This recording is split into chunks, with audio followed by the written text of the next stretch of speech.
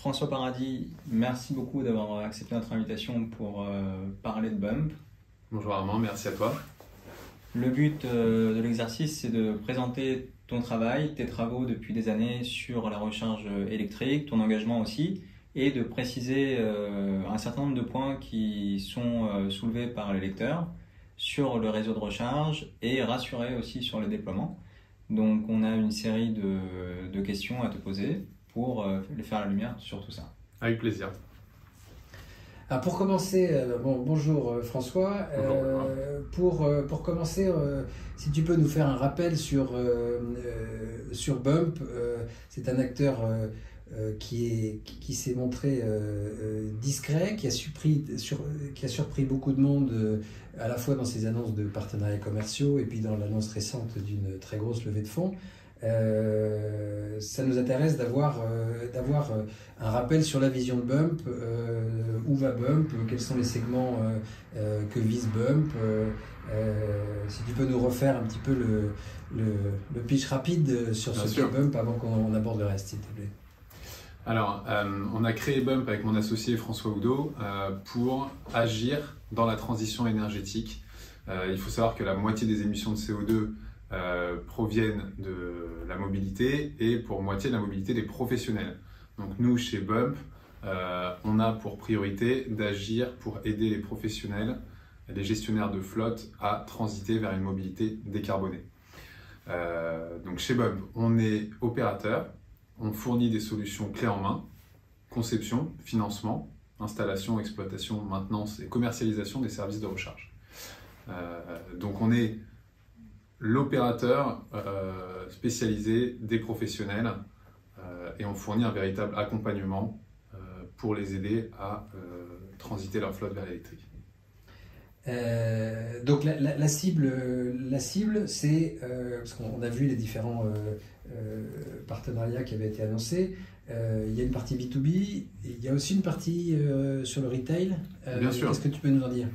Alors oui, on parle de ce focus de mobilité des professionnels, c'est parce que c'est notre manière de développer notre différenciateur, notre stratégie de positionnement. On va nous construire un réseau de recharge pour qu'il soit utilisé. Et donc on va aller chercher qui sont les utilisateurs de ce réseau de recharge, on va aller les chercher activement. Et ce sont notamment les professionnels. Ensuite, bien entendu, nous avons des stations de recharge qui sont ouvertes au public. Chez Bump, on a deux types d'offres, des stations privées chez les pros et un réseau de stations de recharge publiques dans des parkings privés ouverts au public, des centres commerciaux. Ces deux offres sont tout à fait complémentaires. Les pros consomment chez eux et sur nos stations publiques. On a un modèle de pricing au kilowattheure et comme je l'avais dit, sans financement. Donc ces deux positionnements sont complémentaires et donc on est présent évidemment sur le retail et sur les parkings publics pour justement permettre de construire des stations de recharge qui sont ouvertes au public et pas seulement évidemment dédiées aux professionnels. Alors, avant de faire un point plus précis sur le déploiement et sur le déploiement du business, on va aborder le point évidemment qui est très discuté depuis quelques jours, depuis que Bump a annoncé ce nouveau financement impressionnant de 180 millions à terme. Cette levée, qu'est-ce que tu peux nous en dire, sans répéter tout ce qui a été dit, mais schématiquement, à quoi va-t-elle servir cette très grosse levée de fonds? Et puis, qu'est-ce qui, à ton avis, a fait la différence pour la crédibilité de Bump pour les investisseurs? Quels ont été les arguments qui à ton avis, sont particulièrement différenciateurs pour arriver à lever des sommes pareilles? Oui, tout à fait. Ouais. C'est beaucoup de sujets, mais belle levée de fonds. On en est très heureux et très fiers, évidemment. Donc l'objectif de cette levée auprès de DIF est bien d'investir 180 millions d'euros dans la mobilité électrique dans les prochaines années. Qu'est-ce que ça signifie? Alors aujourd'hui, on a à peu près 300 points de charge en exploitation. On est une quarantaine de personnes dans l'entreprise. On a eu une grosse phase d'accélération, deuxième semestre de l'année, quand la levée de fonds c'est précisé bien sûr. L'objectif déjà dès l'année prochaine, c'est de monter à 3000 points de charge et une centaine de collaborateurs. Donc cette levée de fonds est là pour financer la croissance de Bump, financer les projets. Hein, donc l'objectif à 2030 est d'avoir 15 000 points de charge. Elle est là pour financer la croissance de l'entreprise, évidemment les recrutements et les embauches, hein, donc plus d'une centaine de personnes recherchées sur les prochaines années. Elle est là pour financer la tech, évidemment, donc on souhaite vraiment se démarquer par des outils et des services qui vont être à la fois dédiés, bien sûr, aux professionnels et aussi au B2C, hein, puisqu'on l'a mentionné, on est présent sur ces zones de retail et de parking public. Donc voilà, cette levée de fonds va servir à la fois à la croissance de l'entreprise et à la fois le développement de tous ces projets. Et est-ce qu'elle a une ambition nationale, régionale, nationale, internationale? On a cru voir qu'il y avait dans cette levée de fonds également une ambition internationale. Oui, tout à fait. Qu'est-ce que tu peux nous en dire? Alors, aujourd'hui, on est présent à Paris et à Lyon. On a déjà des projets en cours de déploiement dans 5 autres villes. On vise les plus grandes villes de France de toute façon dès l'année prochaine. Et un déploiement à l'international qui va démarrer dès la fin de l'année sur un autre pays européen et l'année prochaine sur un troisième. D'accord. Et donc, avec l'investissement propre dans ces nouveaux pays financés par cette levée. Oui, tout à fait. Ouais. D'accord. Eh ben, bon courage. Hein. Merci. C'est très bien, c'est très bien. Est-ce que tu peux nous donner quelques retours, peut-être revenons sur du pratico-pratique, sur l'activité 2022 et notamment de l'été. On a beaucoup parlé, effectivement, il y a eu une très grosse croissance du déploiement et puis de l'usage également ces derniers mois, et notamment cette dernière année.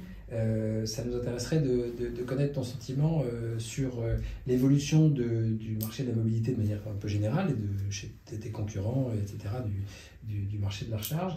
Et puis plus spécifiquement du point de vue de Bump, savoir un petit peu quels sont les enseignements de ces derniers mois en termes d'augmentation des usages, en termes de découverte s'il y a des points peut-être qui ont pu émerger.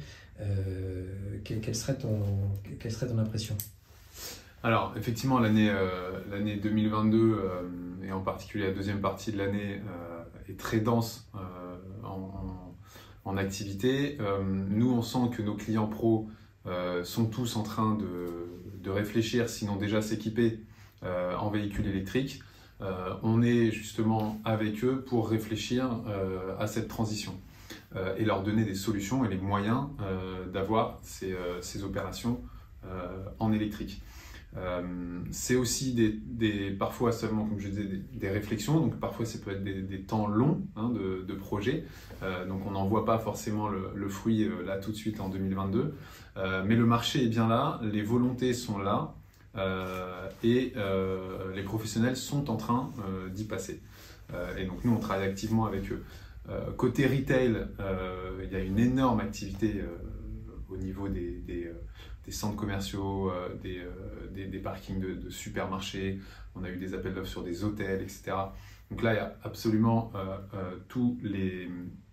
finalement tous les fonciers qui sont en train de s'équiper. Il y a évidemment la loi LOM hein, qui de toute façon donne un cadre et un objectif 2025 d'avoir des places de parking de véhicules électriques. Donc tout le monde est en train de s'engouffrer là-dedans et tout le monde est en train de vouloir s'équiper. Voilà. Donc il y a un petit peu une bulle, il y a une énorme compétition aussi sur un certain nombre de sites qui sont assez prisés. Et donc on est évidemment là-dessus, comme je le disais en intro, pour être présent aussi sur le retail. On est assez sélectif sur les sites qu'on vise. Et donc oui, le marché d'un point de vue retail est assez mature et se passe en ce moment. Et en termes d'usage, qu'est-ce que tu vois comme augmentation des usages sur les bornes actives? Est-ce que ces derniers mois ont vu une augmentation significative de l'usage?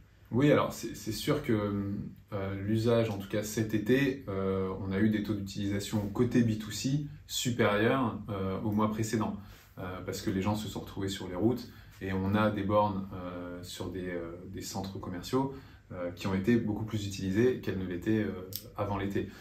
À voir si ces chiffres persistent et montrent qu'il y a eu vraiment une augmentation des usages ou si c'était lié plutôt au fait qu'en été, tout le monde utilise sa voiture pour se déplacer un peu plus. Ouais, c'est très intéressant. Les opérateurs à qui on parle nous disent tous on regarde les chiffres, on regarde comment ça évolue, mais on tâtonne encore un petit peu sur la réalité des chiffres. Donc en tout cas, il faut continuer à regarder ça avec intérêt. Voilà, exactement. On balbutie encore.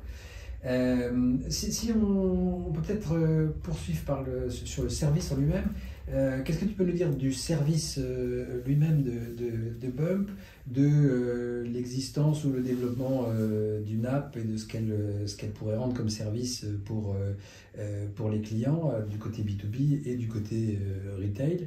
Qu'est-ce que tu as à dire justement du service rendu et de son évolution et des perspectives à attendre dans les prochains mois? Alors nous, on a déjà une application mobile qui était une première version. On va pas tarder à sortir une deuxième version là normalement ce mois-ci de notre application mobile, donc qui est téléchargeable par tous, donc vraiment pour le B2C. On est en cours de développement dans notre map d'un certain nombre de services et de fonctionnalités dédiées B2B et gestion de flotte. Mais qui sont encore en cours de développement aujourd'hui. Et donc l'application, la V2 qui va sortir, c'est surtout un rafraîchissement design, c'est aussi une prise en main, une user experience améliorée par rapport à la V1. Voilà. Nous, en tant qu'opérateur, on est interopéré aujourd'hui sur l'application Bump. On a accès à plus de 40 000 bornes de recharge, donc on est interopéré avec la plupart des opérateurs.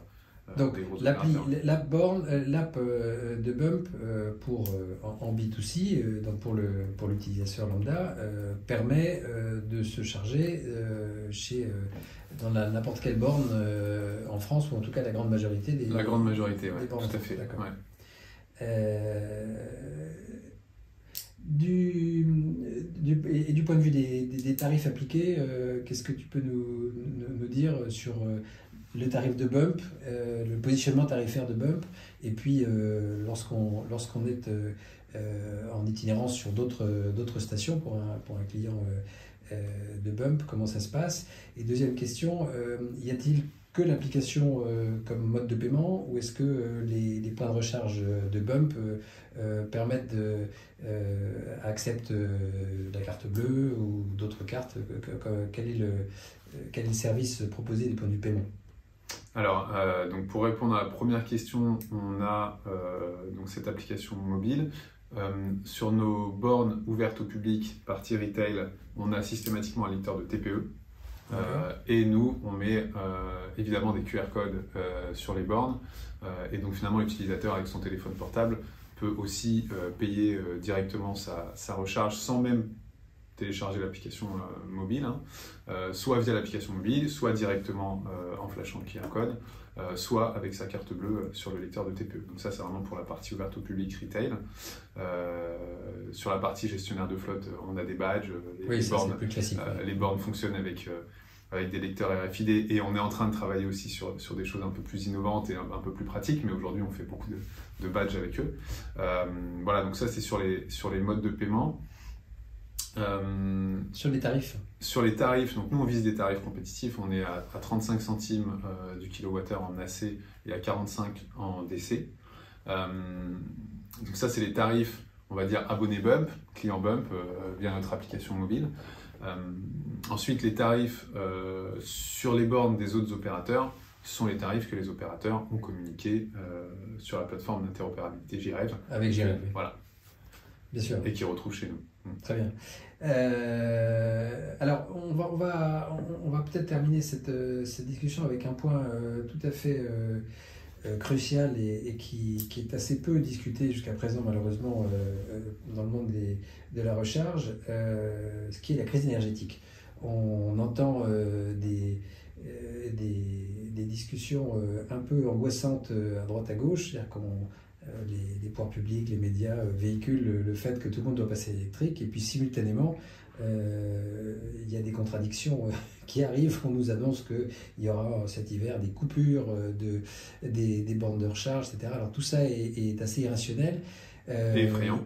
Voilà, effrayant, et je comprends que la population et les professionnels soient complètement perdus là-dedans, et donc ça nous semble important d'amener un petit peu de rationalité dans tout ça, et puis de faire parler les opérateurs qui sont directement concernés pour qu'ils disent eux-mêmes comment ils ressentent tout ça, s'ils pensent qu'ils ont des risques ou pas, et comment ils envisagent éventuellement, quelles sont leurs idées pour éventuellement éviter tout impact pour leurs clients, ou si il doit y avoir effectivement des restrictions, avoir des propositions pour gérer éventuellement la pénurie, s'il doit y en avoir une. Il y a eu récemment Mathieu Dichand de PowerDot qui a dans l'Argus expliqué que si jamais il devait y avoir un problème, c'est pas l'État qui devait s'occuper de ça, mais qu'en revanche les opérateurs pourraient très bien soit faire varier la puissance de leurs bornes à des moments critiques si ça leur était annoncé, soit mettre en place des incitations tarifaires à charger à certaines heures plutôt qu'à d'autres, etc. Voilà, ça ce sont des idées, mais quelle est la vision de Bump là-dessus? Y a-t-il un risque, oui, non? Et est-ce que vous êtes serein? Et si tu as des idées sur la manière de traiter ça et éviter les impacts, c'est intéressant de l'évoquer.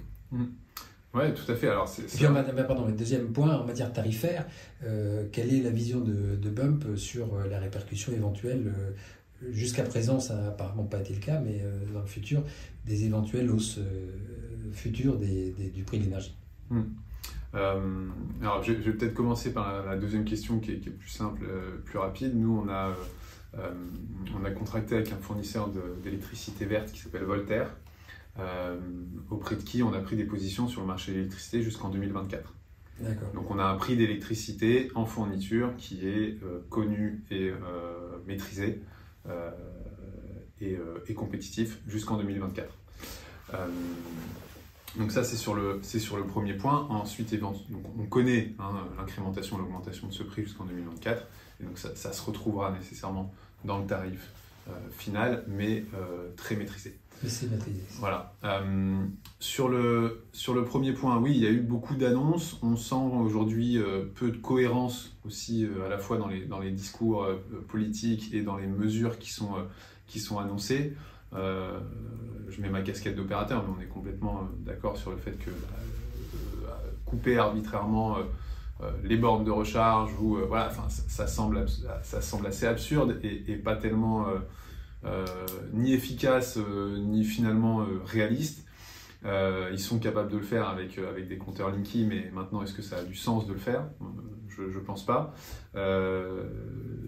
Il serait à mon sens plutôt urgent de pouvoir en discuter et de trouver des solutions qui existent et qui sont évidemment inciter l'utilisateur à se recharger sur certaines plages horaires plutôt que d'autres, avec des tarifs, avec des puissances qui varient, et ça on est évidemment capable de le faire. Toutes les bornes sont connectées, on maîtrise les tarifs en temps réel, on maîtrise la puissance en temps réel, donc ça c'est largement faisable. Je ne crois pas tellement dans des économies d'énergie sur des bornes coupées. Je pense qu'aujourd'hui les consommations des bornes de recharge restent encore assez finalement anecdotiques au niveau marginal au niveau national. Donc si c'est vraiment ça la solution, je pense que l'hiver risque d'être rude. Voilà. Mais il y a clairement des solutions, il faut pouvoir en discuter. Mais je pense qu'il faut aussi raison garder et se rendre compte de l'impact de ces bornes de recharge sur les consommations. Voilà, j'ai entendu l'autre jour des choses qui me semblaient un peu plus pertinentes sur couper des chauffe-eau entre midi et 14h dans des copros. Je pense que c'est plus efficace de couper un chauffe-eau entre midi et 14h dans un certain nombre de copros au niveau national que de couper des bornes de recharge la nuit, d'autant plus si on veut inciter le grand public à passer à l'électrique. Je pense qu'aujourd'hui, tout le monde est d'accord sur le fait que ça participera à l'effort et à la transition énergétique. On ne peut pas d'un côté demander à tout le monde d'acheter un véhicule électrique et de deux dire en fait on va vous couper les bornes. Ça paraît assez incohérent. Eh ben merci pour cette vision, François.